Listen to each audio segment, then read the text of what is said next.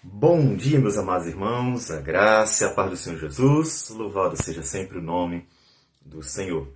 Você já teve a sensação de estar pedindo muito para Deus? Eu vi algumas pessoas dizerem que não queriam pedir nada, só agradecer porque já pedia muito. Essa sensação não é incomum, todavia ela precisa de uma resposta. Exatamente o fato de que o Senhor nunca se cansa de cuidar e abençoar o seu povo. Nós estamos em Mateus capítulo 15, versículos a partir do 29, veremos hoje, quando Jesus parte novamente para a Galileia, depois daquela mulher cananeia que foi correndo desesperada, suplicando o socorro do Senhor. O texto diz o seguinte: partindo Jesus dali, foi para junto do mar da Galileia e, subindo ao monte, assentou-se ali. Devemos lembrar que Jesus ele está procurando descansar. O descansar é necessário. Todo mundo precisa. Aqui nós vemos, mais uma vez, a plena humanidade de Cristo. Ele também cansava. Só que, ao mesmo tempo em que ele cansava, ele incansavelmente estava se dispondo a servir, a servir. Então nós precisamos frisar o fato de que o Senhor Jesus, como qualquer um de nós, tinha limitações físicas, lembre-se, plena humanidade. Caso ele não tivesse limitações físicas, então ele não estaria vivendo uma plena humanidade. Por exemplo, Jesus não estava em todos os lugares ao mesmo tempo. Jesus estava onde estava. Ainda que tivesse a mente divina, ele estava vivendo as limitações humanas. E o Senhor Jesus cansava. Cansou tantas vezes que, numa tempestade horrível, ele chegou a dormir. E Jesus estava procurando descansar um pouco, por isso estava se retirando. Mas as multidões estavam sempre procurando o Senhor Jesus. Então diz o versículo 30. E vieram a ele muitas multidões, trazendo consigo coxos, aleijados, cegos, mudos e outros muitos, e os largaram junto aos pés de Jesus, e ele os curou. Observe que, apesar de cansado e querendo se retirar, provavelmente para orar também, porque o Senhor Jesus tinha pouco tempo sozinho, ele estava sempre cercado das multidões. Então ele procurava os momentos possíveis para escapar um pouco, orar, descansar. Mesmo assim, ele nunca negou auxiliar, fazer o bem. Isso deveria ser aplicado à sua vida. Claro que, primeiro, nós devemos lembrar que isso se aplica ao cuidado de Deus em Cristo por nós. Ele nunca se cansa de nos ajudar. Isaías 64:4 diz que Deus trabalha para aqueles que nele esperam. O cuidado divino é constante. É verdade que às vezes temos a sensação do abandono, porque nos incomoda o silêncio de Deus. Quando nós oramos e clamamos e o mundo ao nosso redor é tenebroso, as pessoas nos perseguem, elas estão planejando o mal contra nós e a gente clama e parece que nada acontece. Davi viveu exatamente isso quando Saul, que ainda era o rei de Israel, perseguia Davi por todos os lugares. E Davi clamava, clamava, e essa perseguição durava muito. E ele, às vezes, teve a sensação de desamparo. Todavia, o Senhor vai reafirmando, tanto na vida de Davi, quanto de outros muitos personagens, que na verdade o Senhor nunca deixa de olhar para aqueles que esperam por Ele. O cuidado divino, as misericórdias do Senhor, ainda que com livramentos que aparentemente sejam tão pequenos, mas são demonstrações da presença de Deus na vida daqueles que fizeram dele o seu refúgio. O Senhor não se cansa de cuidar do seu povo. E Jesus aqui, outra vez cura, outra vez atende, outra vez socorre. Ele poderia ter despedido as multidões. Olha, vão para casa, eu estou cansado, eu quero orar, eu quero um pouco de tempo sozinho. Ele poderia simplesmente ter feito isso.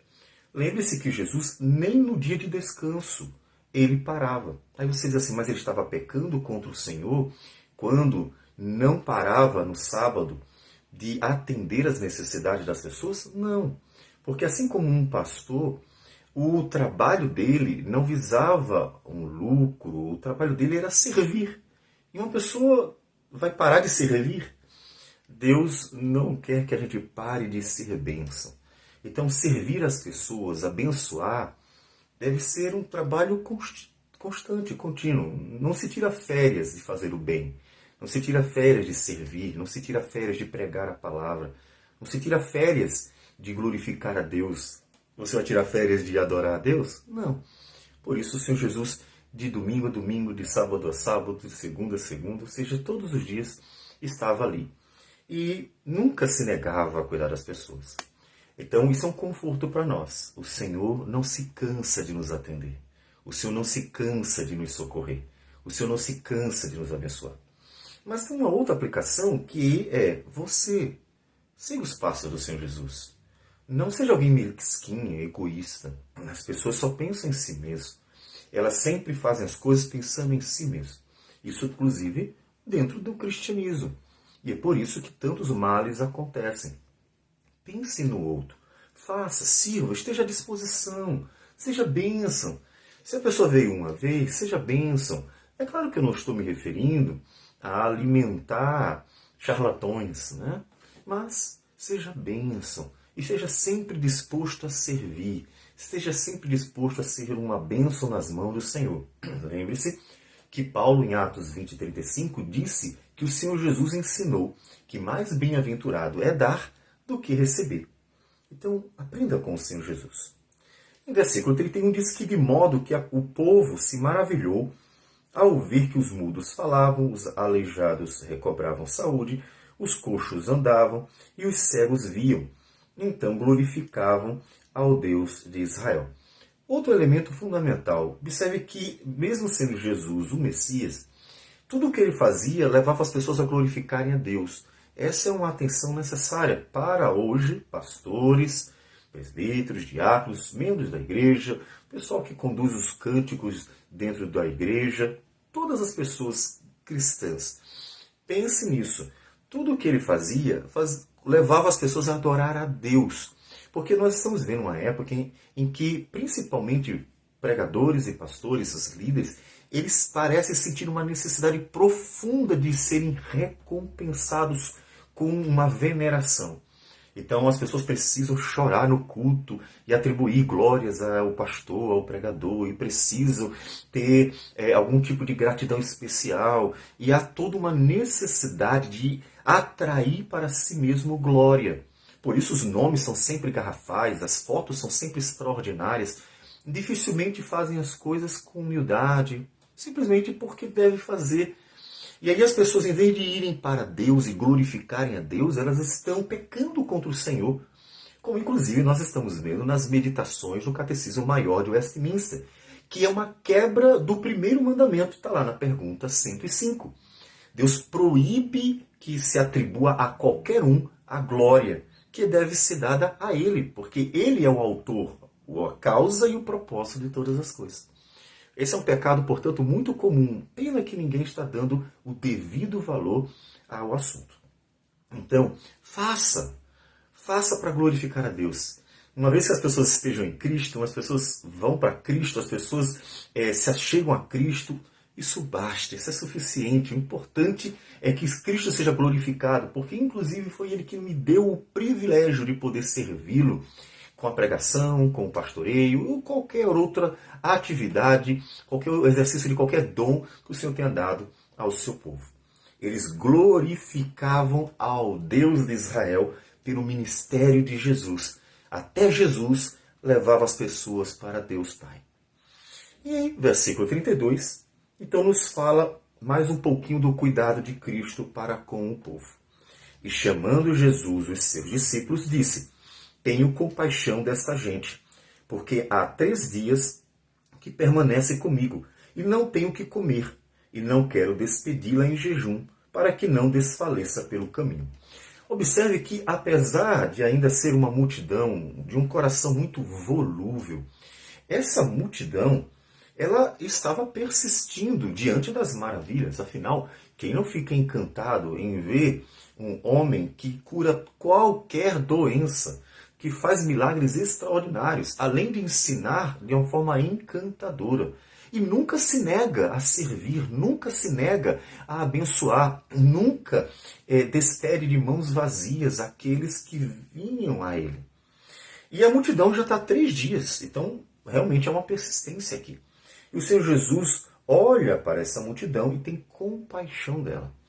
Essa é uma palavrinha importante no ministério do Senhor Jesus. O Filho de Deus, Deus de Deus, encarnado como homem e vivendo diante das limitações humanas, ele tinha compaixão. A compaixão marca o ministério todo do Senhor Jesus.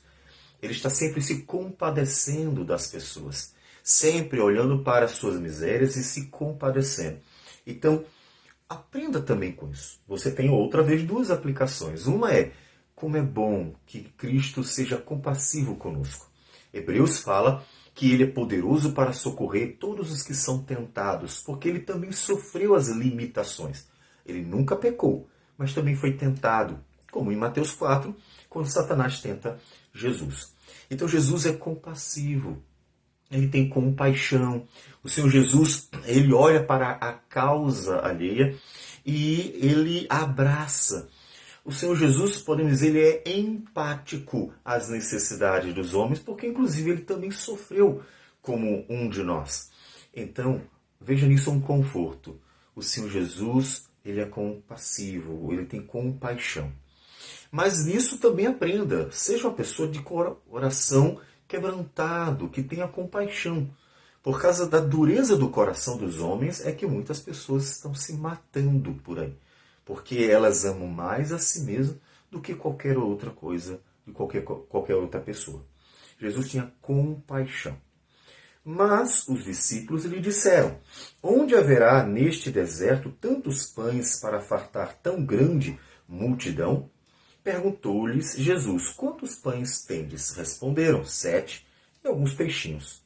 Então, tendo mandado o povo assentar-se no chão, tomou os 7 pães e os peixes, e dando graças, partiu e deu aos discípulos, e estes ao povo. O Senhor Jesus está na segunda multiplicação dos pães. Veja que ele sempre dá graças a Deus por tudo. Ele agradece ao Pai por aqueles pequenos pães e peixes. Observe que não devemos agradecer a Deus quando as coisas são grandes demais apenas. Devemos agradecer a Deus por tudo. Ele está agradecendo a Deus por uma quantidade de pães e peixes insuficiente para alimentar a multidão. E ele seria ali um instrumento de Deus para manifestar a glória e a bondade de Deus para com o povo. Então, o Senhor Jesus dá graças ao Senhor por tudo. Dê você também. Se o pãozinho é duro, então dê graças a Deus pelo pãozinho duro. E se você tiver uma mesa farta, dê graças a Deus pela mesa farta. De tal modo que você dê graças a Deus por tudo que o Senhor nos dá. E ele simplesmente começa a partir. E os pães e os peixinhos vão se multiplicando. Diz o texto que todos comeram e se fartaram, e do que subejou, recolheram 7 cestos cheios. Sobrou mais do que tinham antes, quando ele começou a distribuir. E assim comeram 4.000 homens, além de mulheres e crianças. E tendo despedido as multidões, entrou Jesus no barco e foi para o território de Magadã. O Senhor Jesus não despediu de mãos vazias. Então, que você sinta conforto no fato de que o Senhor Jesus está sempre atento às necessidades do povo. Ele mesmo foi quem observou a multidão que há 3 dias acompanhava o Senhor Jesus, que não tinha mais o que comer.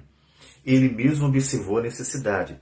Isso nos lembra as palavras do próprio Jesus em Mateus 6, que disse: o Pai sabe do que vocês têm de necessidade antes que lhe peçais. Ele sabe o que vocês precisam.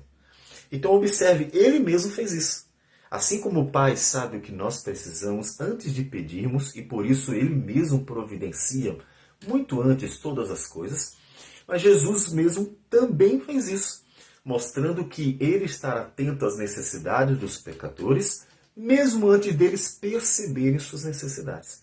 Isso é conforto, é muito conforto, porque é a certeza de que nós não estamos vivendo pela sobrevivência, ou seja, aqui não é uma selva de pedra onde nós temos que lutar e nos esforçar para sobreviver. Não vence o mais forte, como diz a religião evolucionista.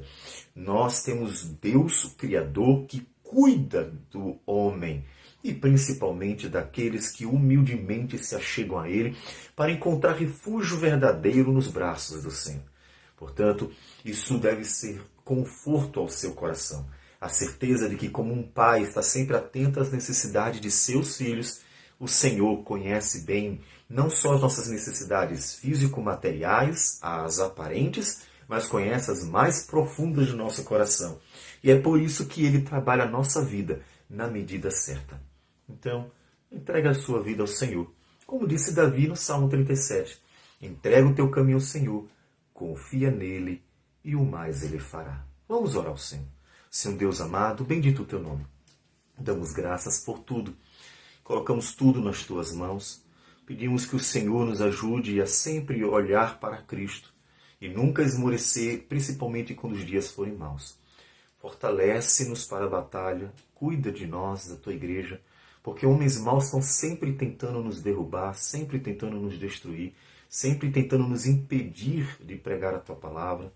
Ó Deus, a tua igreja está sempre sofrendo, ó Deus, neste mundo, mas o teu conforto, ó Deus, traz alento ao coração da tua igreja. Ajude-nos, Senhor, a descansar o coração em ti e que a paz do Senhor, que excede todo entendimento, guarde a nossa mente e o nosso coração em Cristo Jesus. Abençoa-nos com tua graça, em nome do Senhor Jesus, que nós oramos. Amém, Senhor. Que Deus abençoe a todos e tenha um bom dia.